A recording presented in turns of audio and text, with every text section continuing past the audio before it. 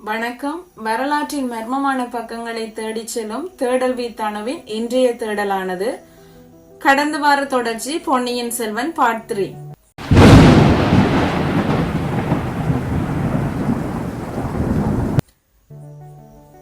கடந்த வாரத்திலே வந்தியத்தேவன் குந்தவை தேவியை சந்தித்ததும் அவளிடம் 2 ஓலையை கொடுத்ததும் பார்த்தோம். அதன் தொடர்ச்சியாக குந்தவை அருள்மொழிவர்மனை சந்திக்கும்படியாகவும் அவனை அழைத்து வரும்படியும் வந்தியத்தேவனிடம் ஒரு வேலையை கொடுக்கிறாள். வந்தியத்தேவனும் சரி என்று சொல்லுகிறான். ஆனால் அவனுக்கு அது ஒரு எளிதான விடயம் அல்ல.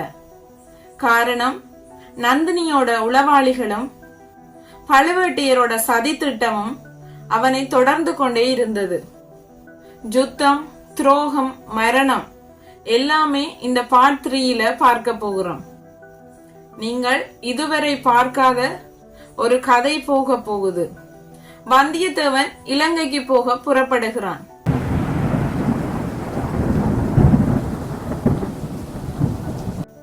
ஆனால் இலங்கைக்கு போகணும் என்று சொன்னால் கடலால் மாத்திரமே போக முடியும். 1000 வருஷத்துக்கு முன்னால இப்ப போகிற மாதிரி விமானத்தில் போக முடியாது. கடல் வழி போக்குவரத்து மட்டுமே. ஆனால் அந்த காலத்துல பழுவேட்டையரோட சதி அந்த நேரத்துல ஒரு கட்டளையாவே இருந்துச்சு. யாருமே கடற்கரை பக்கம் வரக்கூடாது என்று சொல்லி பழுவேட்டையர் திட்டம் தீட்டி இருந்தனர். அருள்மொழிவர்மனுக்கோ அந்த நேரத்தில் உதவி செய்ய யாரும் இல்லை. தக்க சமயத்திலே பூங்குழலி என்ட்ரி கொடுக்கறாங்க. அவங்க யாரும் இல்ல, ஒரு மீனவ பெண். கடலுக்கு நடுவுல அழகா பாட்டு பாடிட்டு படகை ஓட்டி கொண்டு வர ஒரு மீனவ பெண். இவளை எல்லோருமே கடலோட மகள் என்றுதான் செல்லமா கூப்பிடுவாங்க. ஆனா இவங்க லேசானவங்க இல்ல, யாருக்குமே பயப்படாதவங்க, எதற்குமே துணிந்தவங்க, ஒரு அச்சமற்ற பெண். வந்தியத்தேவன் பூங்குழலி கிட்ட போய், என்னை இலங்கைக்கு அழைத்து கொண்டு போகிறியா என்று கேட்கிறான். ஆனால் பூங்குழலியோ, யார் நீ, ஏன் வந்தாய், ஏன் இலங்கைக்கு போறாய் என்று கேள்விகளை தொடுக்கிறாள். வந்தியத்தேவனோ நடந்த எல்லாவற்றையும் கூறுகிறான். அருள்மொழிவர்மனுடைய பெயரை கேட்டதும் பூங்குழலியினுடைய முகம் மாறுது. காரணம், அருள்மொழிவர்மன் மீதான அவளுடைய ஒருதலை காதல் மாத்திரமே. பூங்குழலி சிறு வயதில் இருக்கும் பொழுது கடலிலே மூழ்கிய பொழுது அருள்மொழிவர்மன் தான் அவளை காப்பாற்றுகிறான். அன்றிலிருந்து அருள்மொழிவர்மன் மீது மிகுந்த பாசமும் அன்பும் கொண்டவளாக இருந்தாள். ஆனால் அவளுக்கு தெரியும், அது ஒரு நிறைவேறாத ஆசை. காரணம், அவன் ஒரு இளவரசன், தான் ஒரு மீனவ பெண். இந்த காதலுக்கு எந்த எதிர்காலமுமே இல்லை என்பது அவளுக்கு தெரியும். சரி, நான் உன்னை இலங்கைக்கு கூட்டிட்டு போறேன் என்று சொல்லி பூங்குழலியும் வாக்கு கொடுக்கிறாள். ஆனால் அதே சமயம் ஒரு கட்டளையும் பிறப்பிக்கிறாள். அருள்மொழிவர்மனை பத்திரமா நீ அழைச்சிட்டு வரணும் என்று சொல்லி அவனை அழைத்து கொண்டு போறாள். இருவருமே இலங்கையை நோக்கி புறப்படுகின்றனர். ஆனால் கடல் வழி போக்குவரத்து என்பது ஒரு சாதாரண விடயம் அல்ல. வந்தியத்தேவனுக்கு அலைகளுக்கு நடுவிலும் புயலுக்கு நடுவிலும் அவன் நடுங்கி போயிருந்தான். ஆனால் பூங்குழலிக்கோ மிகவும் ஒரு சாதாரண விடயமாகவே அது இருந்தது. அவள் அலையை கடந்து படகை வெட்டிய பொழுது வந்தியத்தேவன் யோசித்தான், அவள் உண்மையிலேயே ஒரு வீராங்கனை தான். இந்த கடலிலே வாளால் போர் தொடுக்க முடியாது. இது மனித ரீதியா சாத்தியமா? வந்தியத்தேவன் வாயை பிளந்து பார்க்கிறான். இந்த பொண்ணு உண்மையிலே ஒரு கடல் வீராங்கனை தான். புயல் கொஞ்சம் கொஞ்சமா அடங்கி கொண்டிருந்தது. தூரத்திலே ஒரு பெரிய தீவோட நிழல் தெரிந்தது. அது இலங்கை. ஆனால் இலங்கையில் கால் வைக்கும் முன்பதாக வந்தியத்தேவனுக்கோ ஒரு பெரிய அதிர்ச்சி காத்துட்டு இருந்துச்சு. அது என்னென்றால் சோழ வீரர்களோட பிணங்கள் கடற்கரையிலே அதிகமாக காணப்பட்டது.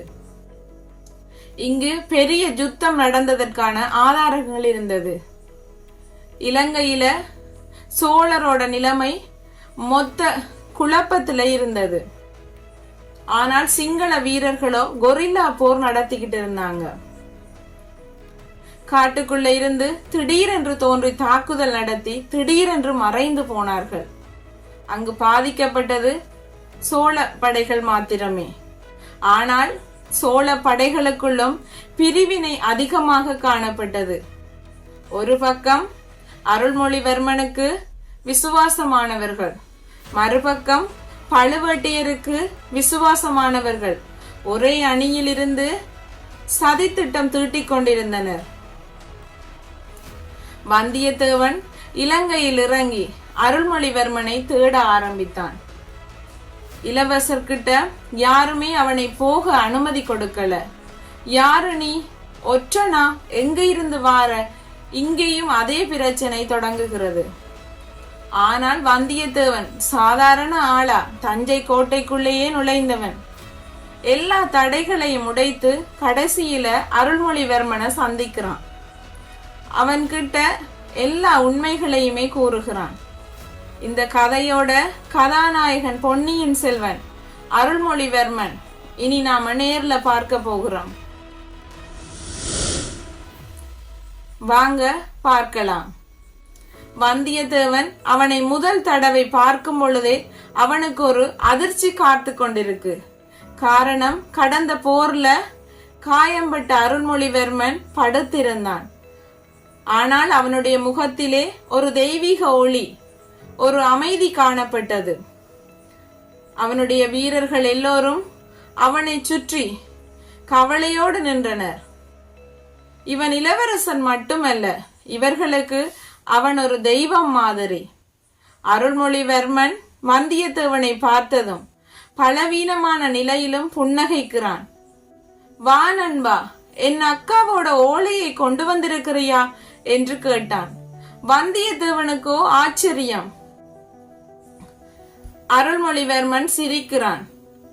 என் மீது அக்கறை கொள்ள, பாசம் கொள்ள என் அக்காவை தவிர யாரும் இல்லை. என் அக்கா என்னை பற்றி கவலைப்படாமல் இருக்க மாட்டாள் என்று அருள்மொழிவர்மன் வந்தியத்தேவனை பார்த்து கூறுகிறான். வந்தியத்தேவனோ சோழ நாட்டில் நடக்கிற எல்லா சதிகளையும் அருள்மொழிவர்மன் கிட்ட சொல்லுறான். பழுவேட்டையரோட சதி, நந்தினியோட திட்டம், மதுராகந்தனை அரசனாக்குகிற சதி எல்லாவற்றையுமே சொன்னான். இளவரசே, உடனே இலங்கையை விட்டு போகணும். வாங்க போகலாம், சோழ நாட்டுக்கு திரும்பணும். இல்லைன்னா உங்க உயிருக்கு ஆபத்து என்று கூறினான். இப்பதான் இந்த கதையோட மிகப்பெரிய திருப்பம் வருகுது.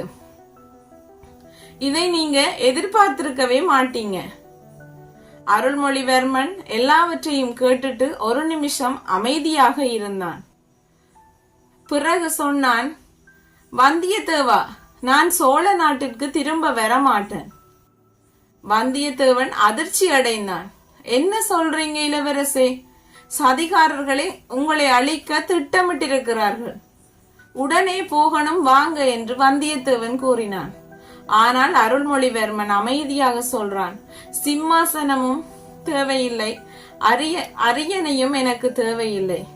என் அண்ணன் ஆதித்தன் தான் மூத்தவன். அவன் வேணுமென்றால் அரியணையில் அமரட்டும்.